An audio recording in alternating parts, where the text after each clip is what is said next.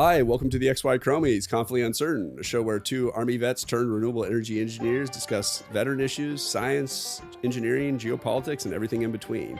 I'm your host, Pearson Guest, and today, as always, I'm joined by my co-host, Richard Ellis. How's it going today, Richard? So good, Pierce. Good to talk to you. Good to talk to you as well. All right, we're doing a double hitter today, so this is episode 29.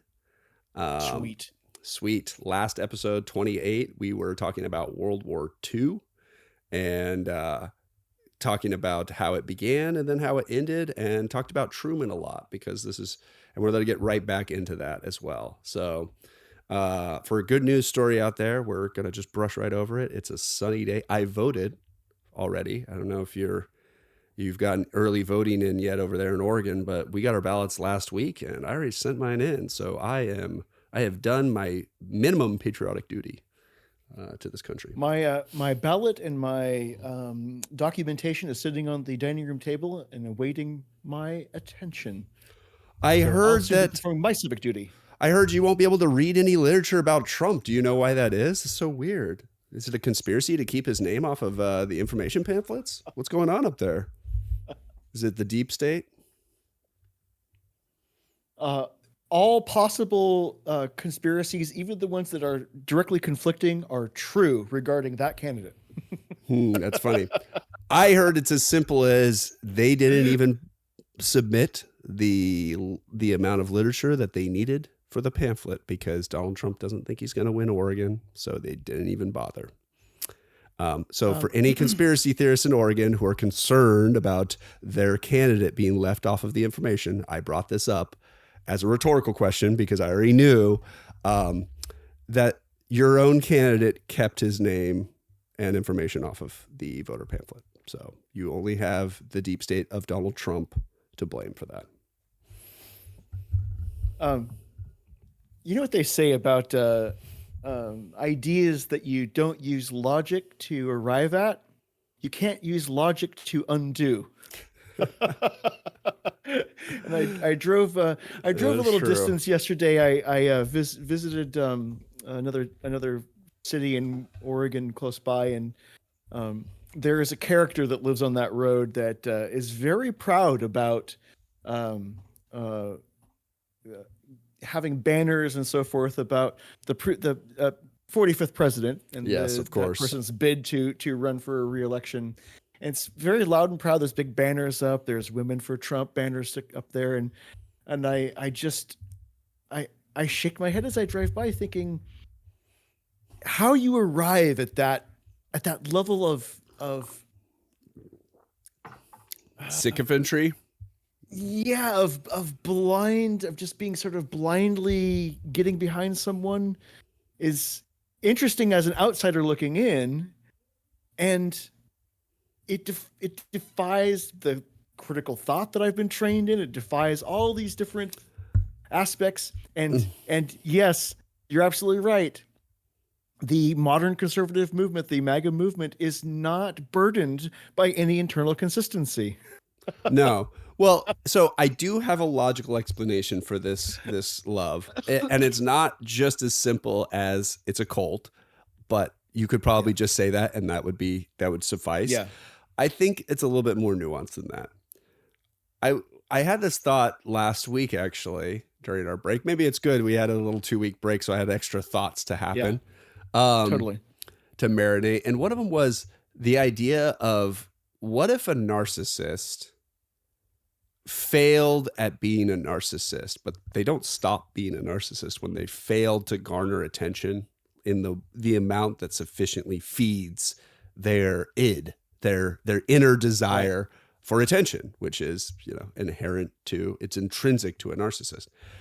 And I started thinking about parasympathetic relationships with other people and the idea of can you link yourself to someone else in a way such that when they win, your narcissism is actually still fed, or you make your whole personality about the narcissistic person, and therefore it feeds your narcissistic tendencies, which might explain the dramatic overuse of flags and banners. There's always like, like I love that Democrats recently have taken back the one flag. Now if you have one flag in front of your house, like you're a Democrat.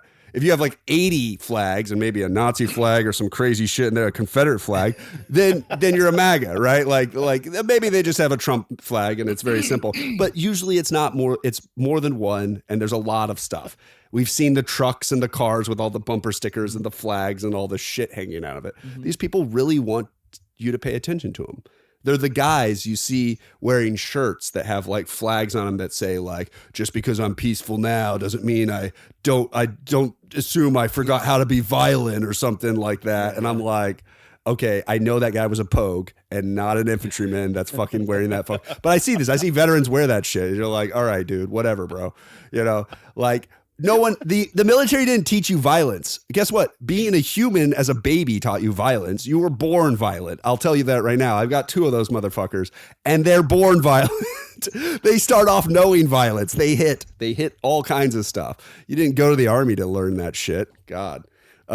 Anyways, I digress. The whole point is this need for attention. And they're losers. They've failed at being narcissists on their own, and now they've linked themselves to this thing that will garner attention to them. Their kids don't pay attention to them, many of them. So they're like, oh, I need attention. They're starved for attention. And this is their cry for help. This is like this weird cry for, hey, you must pay attention to me. Ha, see, I'm not a loser. And if Trump wins, then they get to go, ha, see, I'm not a loser. I was the right one. And there's a lot of vindication that's riding on Trump winning. I think it's also purely selfish, but yeah. But your your thesis here is brilliant because it's not vindication. It's confirmation of how busted the world is when he loses. Right there. I mean, that's the lovely catch-22 of trying to debate these people is like, well, if he loses, then it's vindication in the whole world is against him. Right. But if he wins, it's like, see, like, this cake and win it, eat it too scenario for them. Yeah. Yeah. Oh. Brilliant. As you were talking, I was just thinking about the fragile mental health of the American population. And I haven't seen this yet. My mental health professional was going to send me a link to this video. She said she was walking through the living room and this ad came on the TV, and this is me describing a shadow that someone else described to me. So here we go. Yeah. But it's the Army's recruitment marketing strategy. They're now saying the quiet parts out loud, and they're acknowledging that they're that people who join the military are often coming from places where they don't have great family systems. they have bad role models. They're in trouble, right? They're already traumatized. Yeah. Yes. I thought, oh no. Well, this is either brilliant or things are even worse than I thought. I can't tell the difference.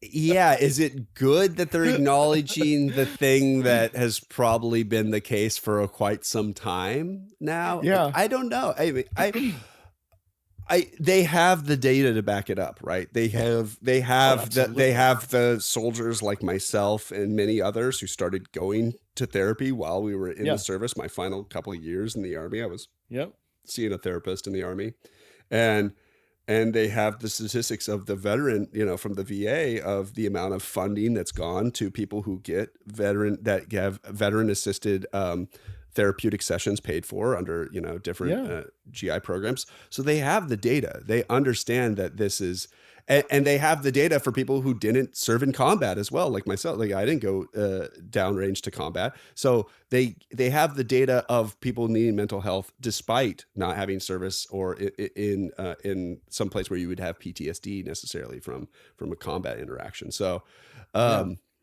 it's there. They have it. So I think it's a good thing generally, that transparency there. It's acknowledged. Imagine you're really you're selling.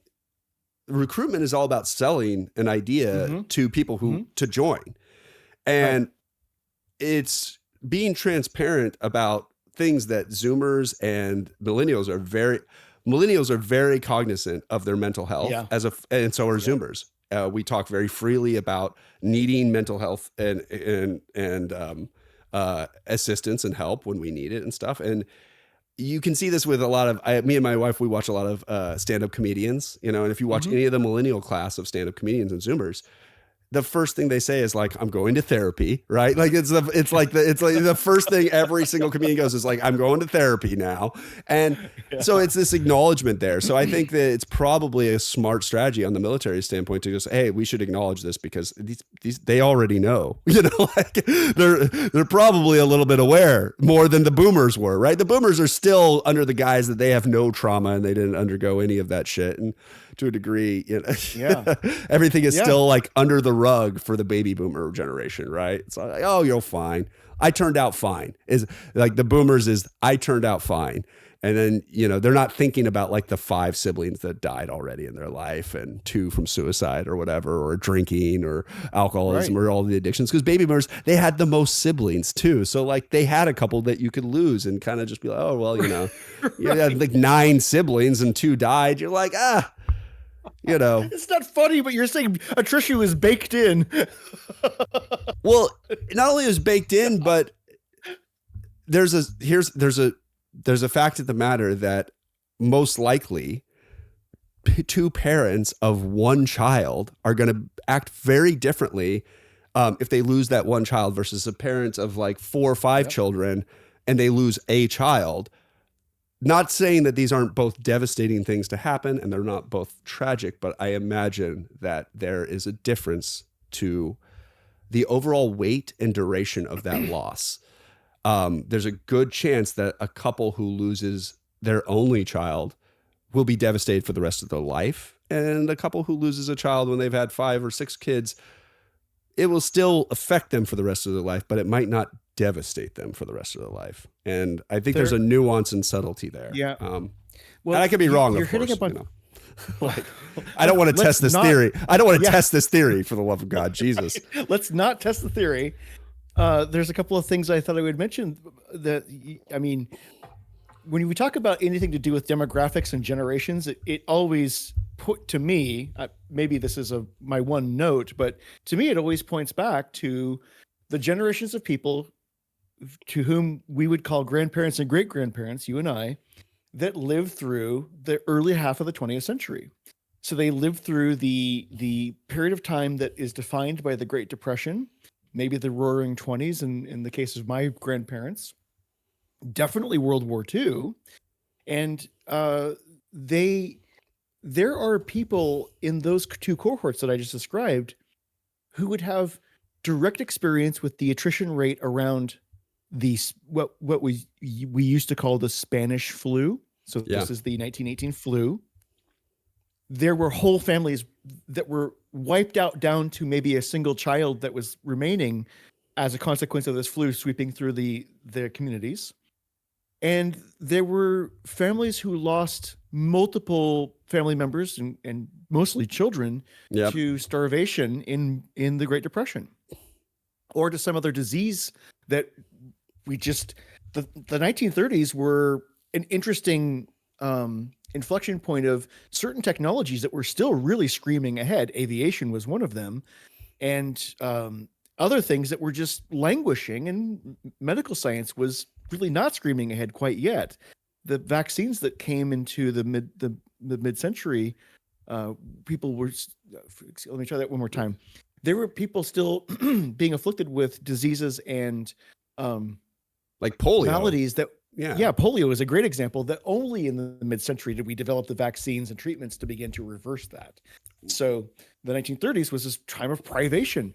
And wow, when we reflect back on what the attitudes would be like for the baby boomer generation, their parents, their grandparents, their aunts and uncles, they are the survivors of those bottlenecks of the early 20th century. Yeah. And so their attitudes are going to be, let's just have a few backup copies. And if we lose a couple of the primaries, we've got backups, because who knows what's coming next. Yeah. And before the 1900s, we were still very agrarian. There was a lot more farming and rural lifestyles. Yeah. And so you had a lot of kids because they were working the damn farm, and you were, Right. and you thought 1900s medical science hadn't advanced yet. The 1800s, geez. If anything shows, medical science advanced during the Civil War because of the Civil War, right? I mean, geez. But yeah, you just had a lot of kids back then because attrition was high. I mean, imagine people they were colonizing Oregon in the 1850s, right? And you would lose a whole family member on that trip, or you'd go with a family and end up having two members left, and you're attached to another family now by the end of it and stuff. And maybe you're in California instead of Oregon because you hitched to a different, or you're in Alaska or something like that. But yeah, so the idea that we have about children and the awareness and the amount of damage that we've taken, this is all to swing back around to this Army ad. Maybe they're onto something. We'll see if it strikes a chord. It's tough because you're also appealing to 18-year-olds who haven't fully, as we've discussed a lot, haven't fully developed their prefrontal cortex yet. Introspection is tricky for teenagers, if it's happening much at all. And so having the awareness of whether or not, there's no doubt that many of the people who are looking to enlist into service have undergone some form of complex childhood trauma. However, whether they're aware of that is a completely other question. And I think that's probably my biggest unknown with this ad that they've made is like, are they aware of this? Or like, because I know I wasn't when I was in my 30s and you were like, you've got trauma. And I'm like, what? Whatever are you talking about? I say with my alcoholic sweats. I am not qualified to diagnose. And yet, turns out your percentage of random off the cuff diagnoses have been pretty on the money. No. So yeah, we'll see. That's interesting. I think it's what you brought up too. We brought up polio, the 1930s. These are all really good segues into FDR and Truman again, which is kind of where we left off. So last time what we were talking about was the Korean War and kind of how it was this thing we didn't talk about while it was happening, and we didn't like talking about it after it happened. We still don't really talk about it too much. Truman the ink was drying essentially on the Marshall Plan in 1949. But let's get into the Brenton Woods Agreement first. Let's just backtrack a little bit. So last time we did talk about World War II. We talked about what began it and what ended it, but we didn't get to talk about the Brenton Woods Agreement, which happened in 1944. So FDR was still alive at this time. Mm-hmm. And we had 44 countries show up to this thing. We were facing a crisis in the monetary system. And so the Bretton Woods Agreement was all about creating the IMF, or the International Monetary Fund, and the World Bank, essentially. Like these were the initiatives. And this was about stabilizing the global currency. And it was in preparation for and hope in preparation for the end of World War II. This was kind of laying the groundworks of bilateral agreements between a bunch of countries who wanted to stabilize their currency. And the reason this was a big issue was at the time, the sterling was still kind of what most countries were trading off of in the Western world at the time.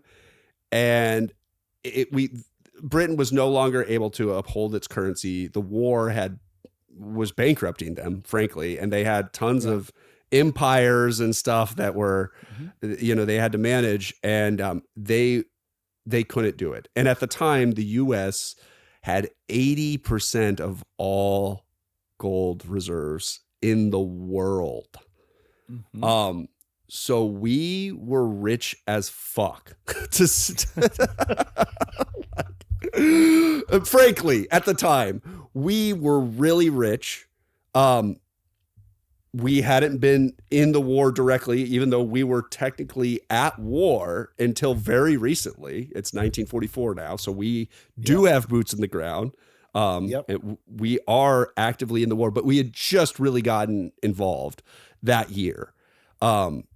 We had declared war, as you mentioned last episode, in 1941, when Pearl Harbor when we were attacked by Japan in Pearl Harbor, and then we declared war in Germany with them 6 days after. So this is the setup I have for the Bretton Woods Agreement and kind of what was happening. I'm looking at the Wikipedia page for the Bretton Woods system right now, and I've scrolled down. I'm not in the middle of the page. I'm about a quarter of the page down.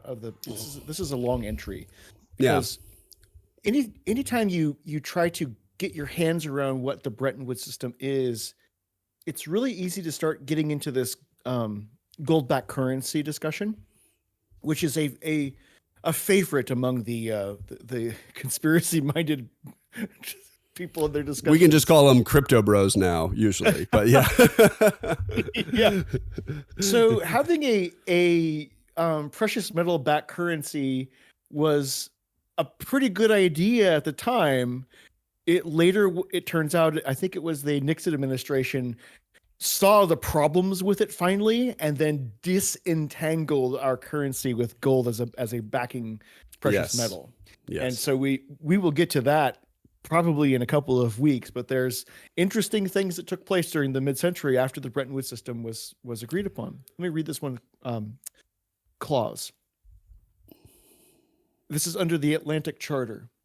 As the war drew to a close, the Bretton Woods Conference was the culmination of some 2.5 years of planning for post-war reconstruction by the treasuries of the U.S. and the U.K. By the treasuries of the U.S. and the U.K., U.S. representatives studied their British counterparts and the reconstruction of what had been lacking between the two world wars. Mm-hmm. That's a really tough sentence. Yeah. Essentially, what happened was the U.S.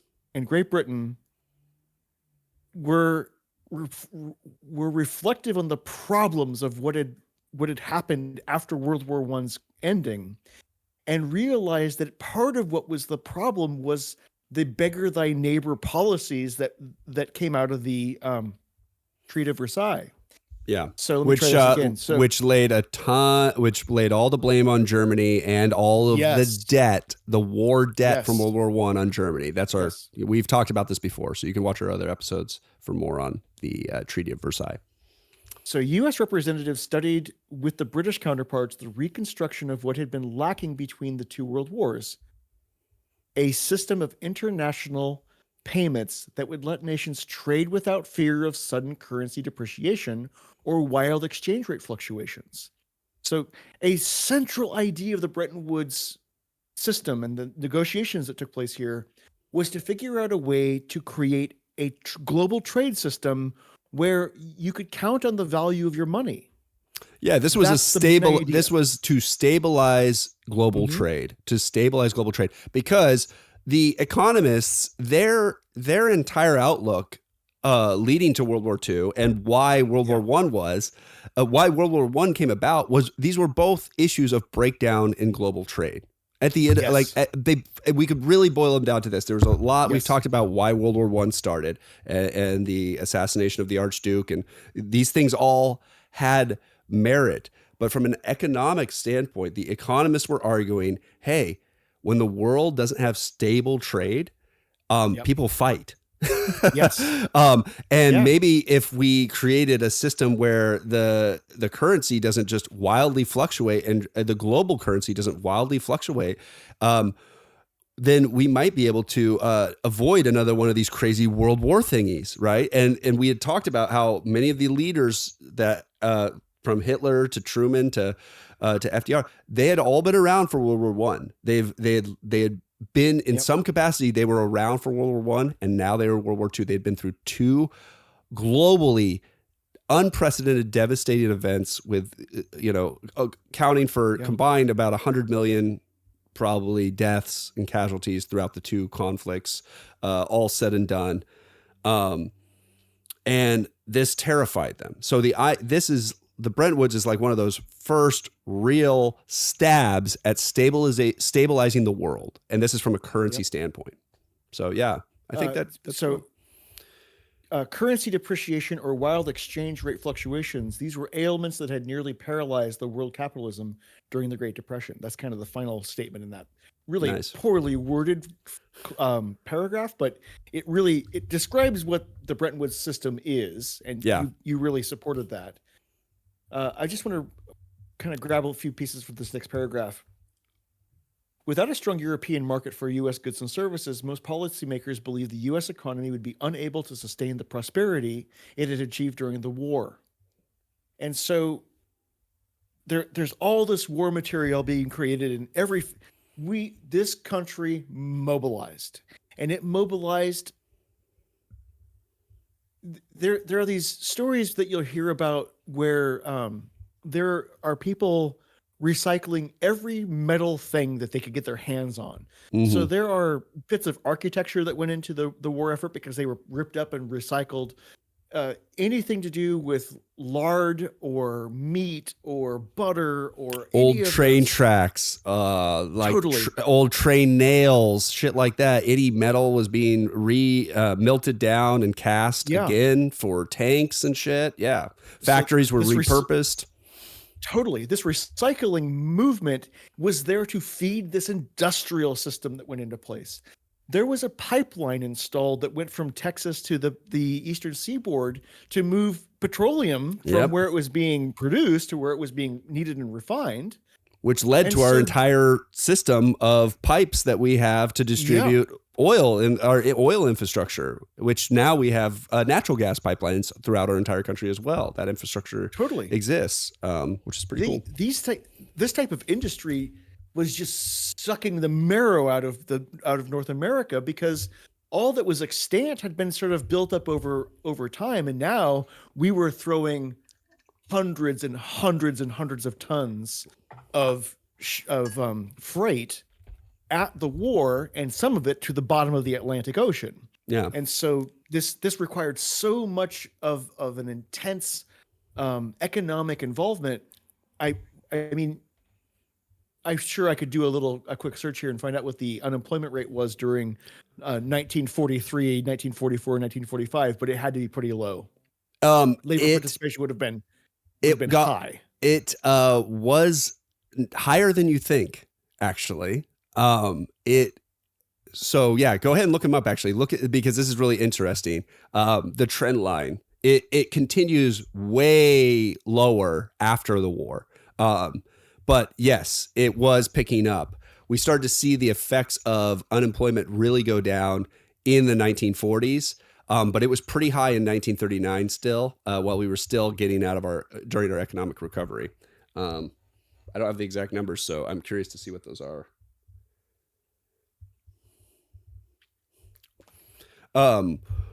So one thing while you're looking up that labor statistic right there. So this was all happening during 1944. Who would you say was the major architect, and I'm not sure if Wikipedia will have this, of the Bretton Woods Agreement on the U.S. side? Because I do know that Keynes from the U.K., who was the famous economist at the time, he was on the U.K. side. But I forget, was it Jack White? What was his name? Whitten? He later found out he was a communist who basically wrote the Bretton Woods, unironically, or communist sympathetic. I think FDR Harry figured Dexter White. Harry Dexter White. I thought it was Jack White's a different guy, but yeah, Harry Dexter White. Yeah, interesting fellow. Interesting history about Harry Dexter White. He thought communism was going to win. He was a big fan of it, actually, back in the day. Believe it or not, interesting figure. All right, I have a social history for every classroom. This is the web page. Okay. So, not a reference I go to very much, but there's a very easy to read graph here. And the graph starts in 1930 with the unemployment rate being just a little under 10%. So yeah, about 1929 or so. This is 1930. So Yeah. the stock market had crashed in October of 1929. So it gets worse. It gets worse fast. Yes. So the peak is in 1933 with 25% unemployment. Oof. I think that our audience is pretty capable of conceptualizing that, but I'm just going to go ahead and say 25% unemployment is 1 out of 4. Yeah. 1 out of 4 people could not find work and could not support their families. It declines gradually down to 1937. It gets below 15% in 1937. A little bit of a regression, spikes back up to 20% in 1938. It'd be interesting to kind of follow up and see what caused that. Yeah. But the trend declines pretty precipitously down to 1942, where it finally bottoms out in 1944 at basically 1% unemployment. Oh, okay. Well, then that, So yeah. the unemployment rate was very low. It was below 5% between 1942 and 1945. I must have my dates mixed up. Then that makes sense then. So yeah. Okay. In 1939, I thought, when I was looking through history, I thought unemployment was going to be way lower in 1939 by then. But when I looked, it was like still at like 15% or something. I believe, or it's what the information that I was being You're quoted right. on. In 39, it was still 15%, but it dropped off a lot in the years leading up Sure to 1942. Yeah. So I was misremembering the dates, but yeah. Wow. That's there's great. a real the nadir, it really bellies out in 1944, which fits the war footing. This website, eh.net, this is the Economic History Association webpage. Numbers in thousands. I'm looking at a plot here. The starting year is 1940, the ending year is 1945. We have a starting percent of labor force that's unemployed at 14.6% in 1940. It drops to 9.9 the next year, 4.7 in 42, 1.9 in 1943, 1.2% unemployment rate in 1944. Wow. And then the unemployment rate recovers, going up a little bit higher to 1.9% again in 1945, because of course, what would have happened midway through the year? We no longer need the war material produced that we needed last year. Yeah. So interesting. This is not one of those, it turns out, no, it was really high during the war. No, the labor force is largely engaged. Yeah. Industrialization to produce all this more so than ever before too, because we have to remember before this point, women now are fully engaged in the labor force as well. And before the 1930s, they were not. I mean, right.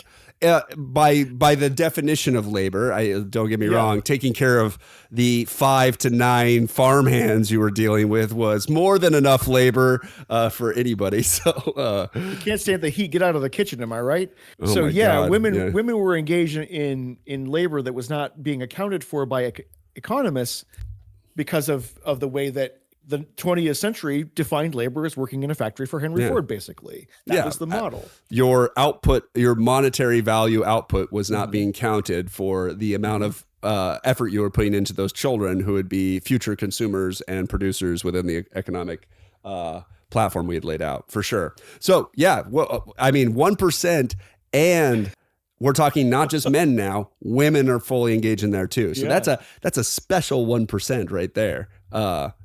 It's really incredible that we're at like 3% unemployment right now. That's pretty incredible across the board right now in this 2024.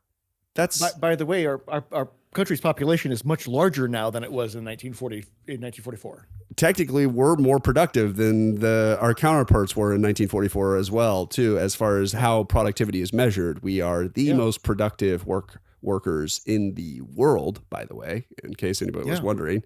Yes, we are called lazy Americans sometimes, and I will not doubt there are plenty of us for sure, but there are a lot of hardworking Americans out there as well. I'm doing the search now for unemployment rate during Biden presidency. Let's have a look at that now. Let's see if we get a nice plot. 3.2 is my guess right now. I don't know what it's at. I think it's in the 3s, though.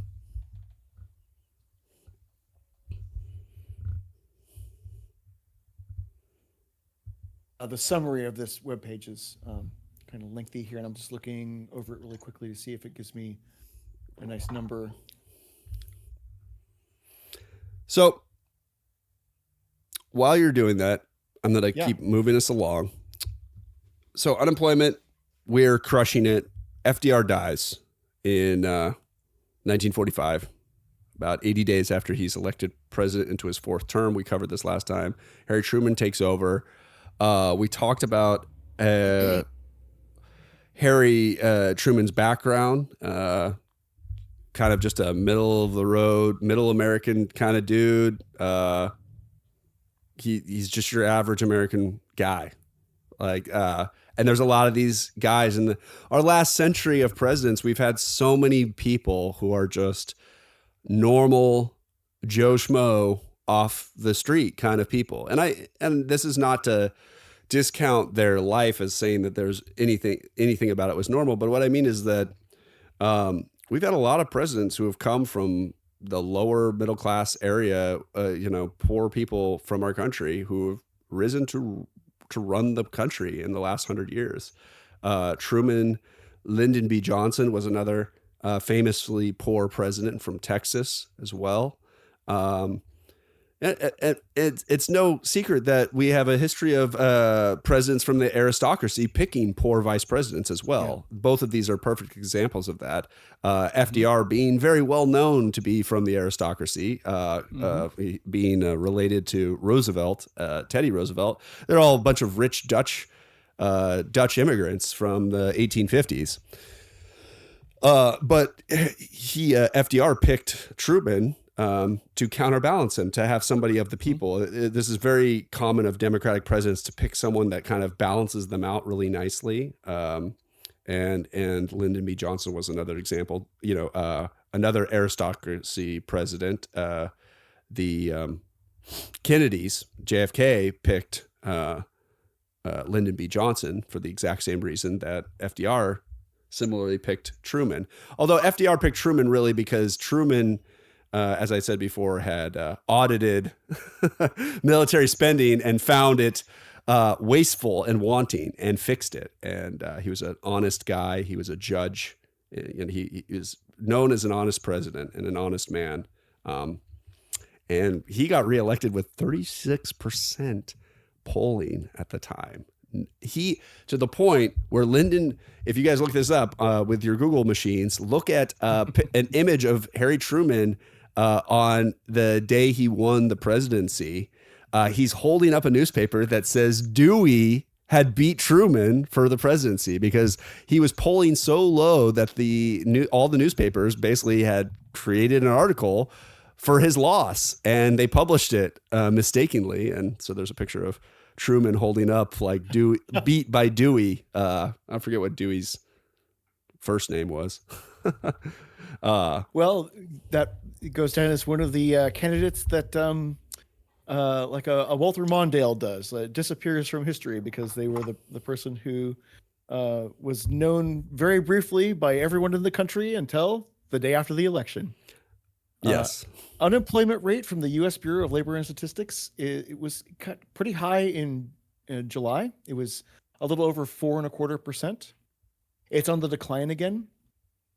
It was it had really leveled off at just under 3.75% in November 2023 until February of 2024. So it's been on the rise through 2024, but okay. When you zoom in on the plot, the data plot originally was 2014 to 2024, so it was a lot of dramatic spikes and movements around. Yeah. But when you look at it in this really constrained from 2023 to 2024, it's a sawtooth plot that stays under 5%. That's good. At our lowest, we were at 3.5. So anyway, that labor participation in this country is defined as it's a little under 63% labor participation rate, which is a number that I think is measuring something different. It's not the counterpart to unemployment. Labor participation is a different thing. It is. But what's interesting is that labor participation in that plot I was talking about earlier, percentage of labor force employed was 98.8% in 1944. and unemployment was 1.2%. Whew. And what we're looking at now, we have a much larger country now. Yeah. And so labor participation rate is under 63%, but our unemployment rate is also fairly low. It's under 5%. Well, we have a lot of people who are alive and retired now too, as well in this country. Like that's the key. The largest population demographic generation that we've mentioned previously, baby boomers, they have been leaving the market, the labor market recently, and that's leaving quite the hole labor wise within our country as far as things are going. At its height, labor participation was about 68%. I just did a quick 1994 to 2006, when the boomers would have been executives and high middle management and so forth. So it declined quite a bit in 2024, where there was a recession there. But in the year 2000, pretty high labor participation rate. Yeah. Well, we had just...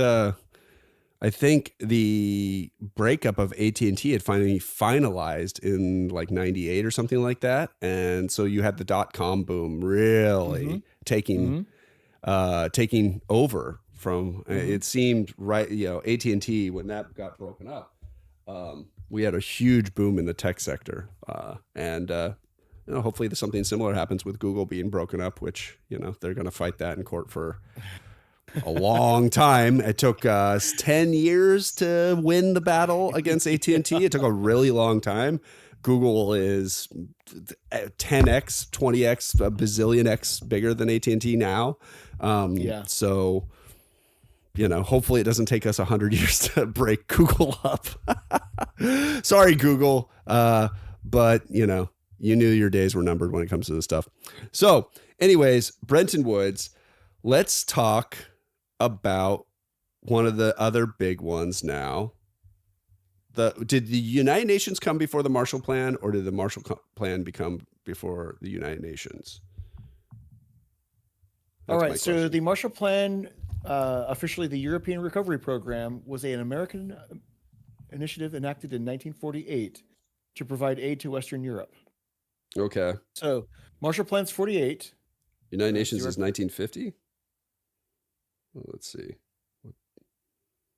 Formation of the United Nations. UN Charter, 1945.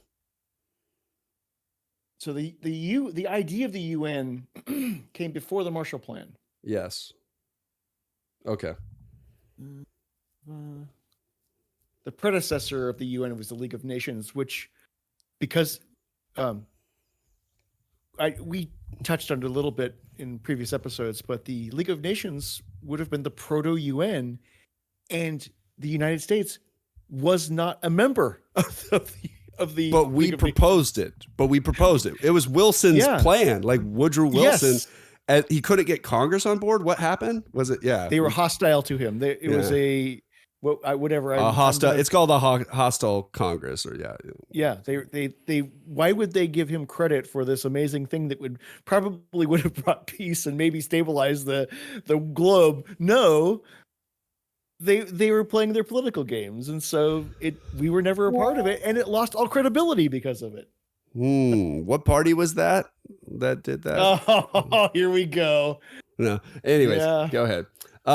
So Marshall Plan started in 1949 or 1948. This was an interesting one because, frankly, what was happening was there was a nasty civil war breaking out in Greece. Well, let me put this. What was happening was Truman was afraid of Stalin.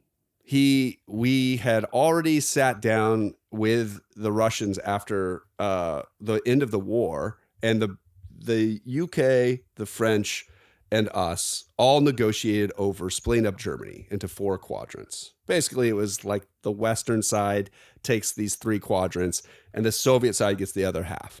And this was the original agreement. And during this period of time, Truman, he gets to meet Stalin for the first time, and he's found out that we have nukes. It's been like a month, he's like, oh shit, because at the time, you have to imagine the Manhattan Project was super secret. FDR like didn't tell anybody. His vice president didn't know this was happening. And Truman's like, yo, Stalin, we've got a new weapon, and it's pretty awesome. It's like super dangerous. And lo and behold, the Russians were like, oh, we know. We're working on one right now. Like, we're aware. Oh, you didn't think we knew. And unironically, maybe this was the genesis for Truman going, shit, we need the fucking CIA. Because Truman is also responsible for the CIA started under his. And I bring this up because it's tied to the Marshall Plan very, very closely. The genesis of the Marshall Plan is also tied to the genesis of the CIA. So what happened was relations with the Soviets was breaking down. Stalin, he had his eyes on empire. He did. He really did. And countries were looking at Russia as a viable solution, as the Soviet Union as a viable solution, other than, the democratic capitalism. They were looking at communism. Hey, look, these guys came out. They're on top somehow. Yep. And so you had factions in Greece and in Turkey at the time. These two countries were the big hotspots at the time, where there was a civil war in Greece, fighting out between the communists and the liberal side and the liberal party, who were fighting against each other. It was a nasty civil war. And Truman was really worried that countries were going to start becoming communists as opposed to accept democracy. And so the Marshall Plan really came down to bribing a bunch of countries to basically become like us. Yes. We did what capitalists do. We were like, we'll fucking pay you. And we didn't just include European countries. Japan was included in this as well, even though it's a European rescue plan. I think it was switched to the Marshall Plan because Japan was definitely included in this. And the 15th country, by the way, it was only 14 countries. The 15th country was the CIA. So the CIA was created, and the CIA was created to put an office in every one of those countries that we bribed to become to become part of our ever expanding allyship. This would lead to NATO, I think, very quickly after. But the Korean War kicked off right after this thing. Like, the ink was essentially drying on this. So, yeah. So after World War II, the Marshall Plan, the Bretton Woods Agreement,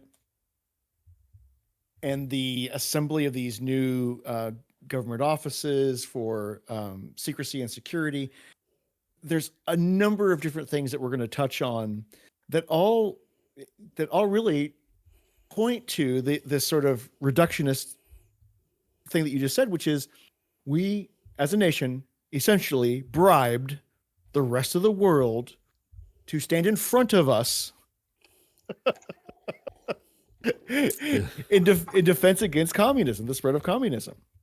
Sure. Not with us, not beside us, in front of us, to stand up against the spread of global communism. Yes, I that's the extremely, yes, from the military standpoint, that's the super cynical way of looking at it. Yeah. At the same time, it was looked at from an economics perspective that we were really flush. I mean, first off, we were flush with cash. We had a 92% federal income tax bracket at the time.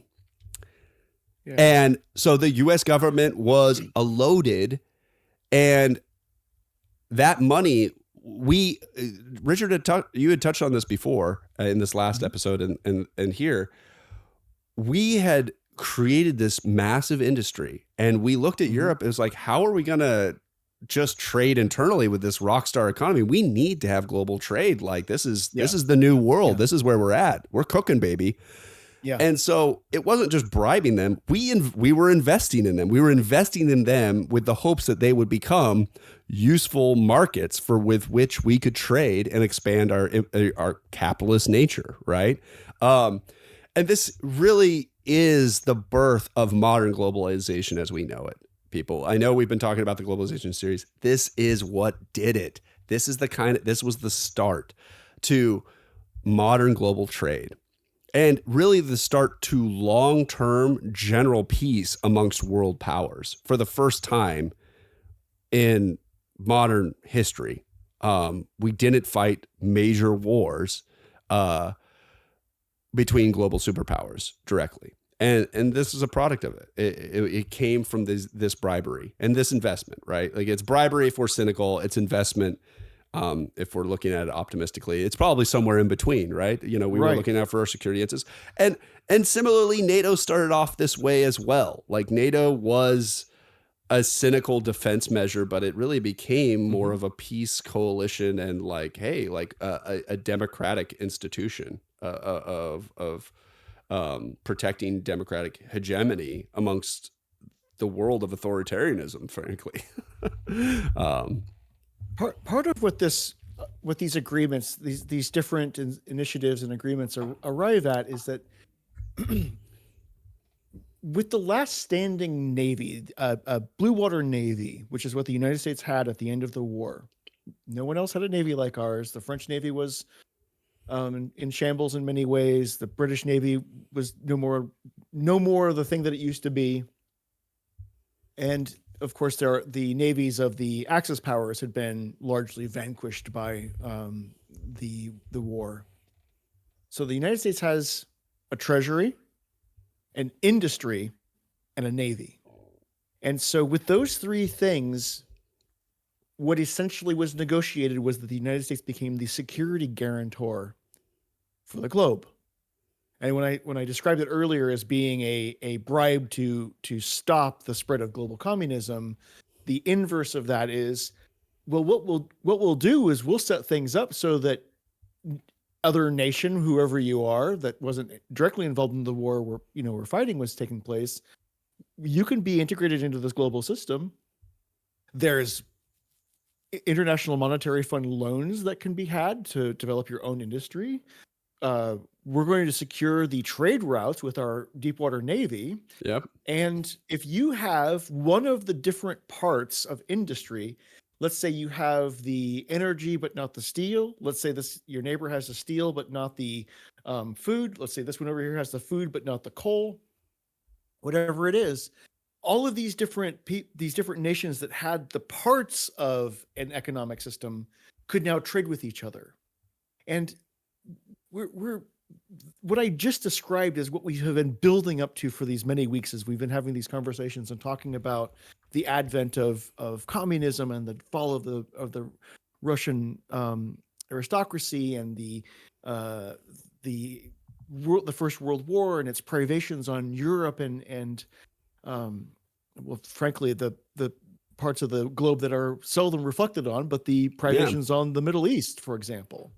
And so we've been building up to this idea that what was in place by 1949, by 1950, were the beginnings of this thing that we came to not even really know that it existed or even appreciate, but was the global trade system that was created out of the ashes of World War II and put in place by as I said, the Treasury, industry, and Navy of the United States.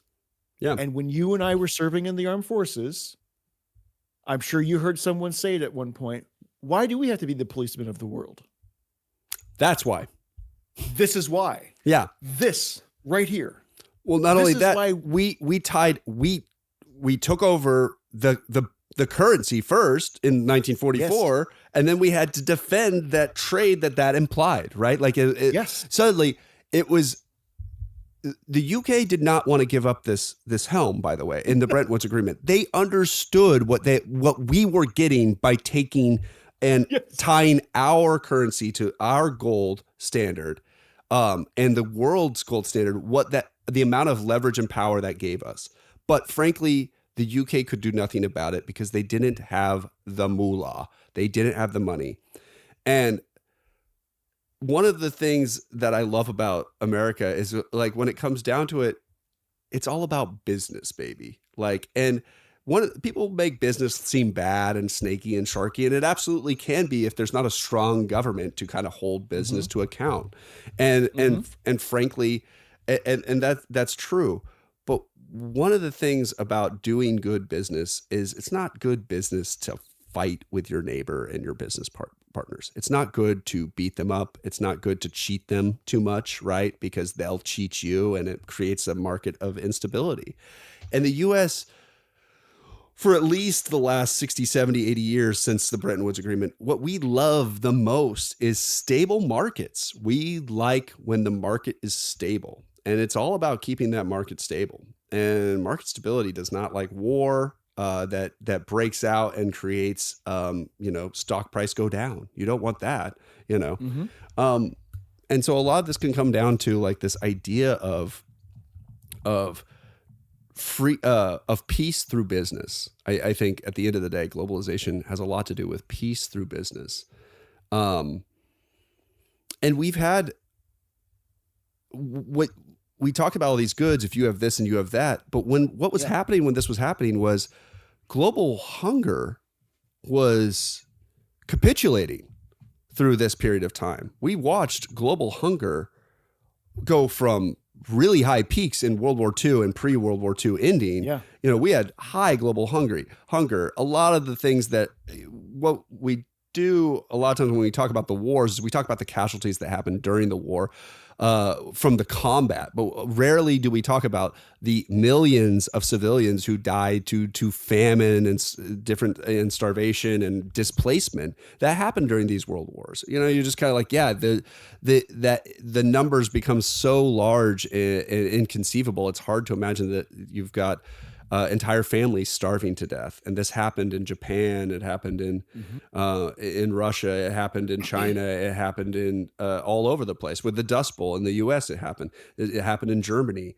All this insane amount of starvation, that shit went down too. When suddenly, with global trade, countries that couldn't grow crops, they had access to fertilizers that they never had access to. They were getting potash and nitrogen from like Russia and Ukraine and stuff. Not necessarily global trade partners, but there was fertilizer allowed countries like Egypt and Brazil to become grain exporters, right? Like that's what happened here.